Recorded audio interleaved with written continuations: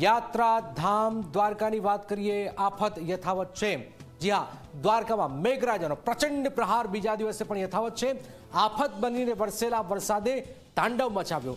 નદી નાળા ઉભરાયા છે તો ક્યાંક જિંદગીનું દિલ ધડક રેસ્ક્યુ કરાયું છે। જુઓ, દે ધનાધન વરસાદમાં હાલમાં દ્વારકામાં શું થઈ રહ્યું છે, આવું જોઈએ, જાણીએ, સમજીએ।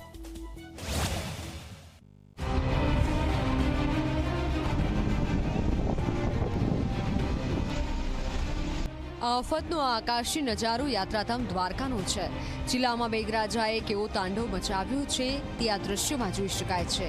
કલ્યાણપુરનું રાવલ ગામ વરસાદમાં તરબોળ થઈ ગયું છે। રાવલ સૂર્યાવદર વચ્ચે આવેલો સ્ટેટ હાઈવે પાણીમાં સમાઈ ગયો છે।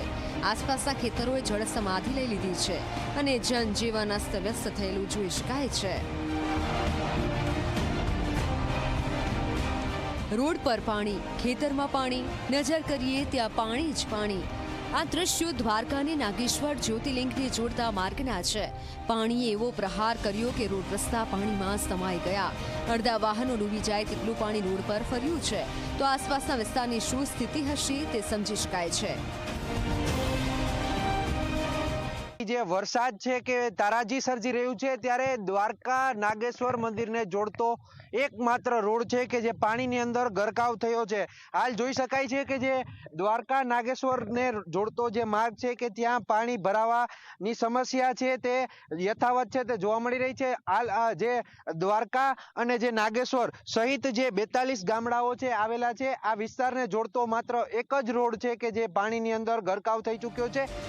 ચારે બાજુ જળ સામ્રાજ્ય, પાણીમાં ડૂબેલા ખેતરો, ચારે બાજુ પાણી વચ્ચે બેટ બનેલું ગામ અને આ બેટ પર પરેશાન થઈ રહેલા લોકો। આ દ્રશ્યો દ્વારકા જિલ્લાના ગ્રામ્ય વિસ્તારના છે જ્યાં ખેતરોમાં લહેરાતો પાક નાશ પામ્યો છે। આખું ગામ ડૂબી જતા ઘરવખરીને નુકસાન થયું છે। અહીંયા વરસાદ એટલો પડ્યો, વાતુપુરીઓ વરસાદ પડ્યો, અમારું ઘર બધું ડૂબી ગયું છે। નાગેશ્વર રોડ માથે બધું અમારું ખાવા પીવાનું બધું ડૂબી ગયું, રહેવાનું બધું ડૂબી ગયું। મકાન ગોઠવણ પાણી આવી ગયું રાતના, અત્યારે નીકળી ગયું। અમારું બધું બરબાદ થઈ ગયું, સમજી લ્યો ને। કઈ સરકાર રાહત કરો અમને। દ્વારકામાં દે ધનાધન વરસાદ એવો વરસ્યો કે તેની સાક્ષી આ દ્રશ્ય પૂરી રહ્યા છે। પાણીનો ડરામણો પ્રવાહ વહી રહ્યો છે। ભોગાત ગામનો બંધધારા ડેમ ઓવરફ્લો થયો, ડેમનું પાણી દરિયામાં ભળતું જોઈ શકાય છે। ભાગ્યે જોવા મળતો આ નજારો જોઈ શકાય છે। ગોચીનેશ ગામ પાસે ડેમનું પાણી દરિયાને મળતું જોઈ શકાય છે। દ્વારકા જિલ્લો જ નહીં પરંતુ દ્વારકા શહેર પણ પાણીનો પ્રચંડ માર ઝીલી રહ્યું છે। આ દ્રશ્ય શહેરના તોતત્રી મઢના છે જ્યાં મઢમાં પાણી ઘૂસી ચૂક્યા છે અને લોકો પાણીમાં રહેવા માટે મજબૂર બન્યા છે। ઘૂંટણ સુધી ભરાયેલા પાણીથી સ્થાનિક લોકો પરેશાન થઈ ગયા છે।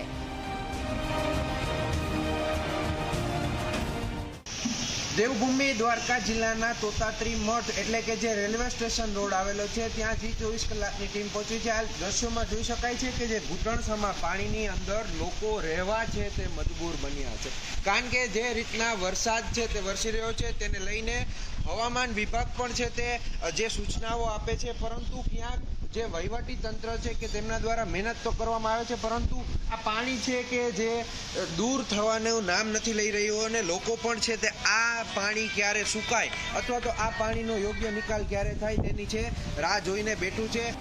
દ્વારકા જિલ્લામાં મેઘરાજાએ ધબધબાટી બોલાવી।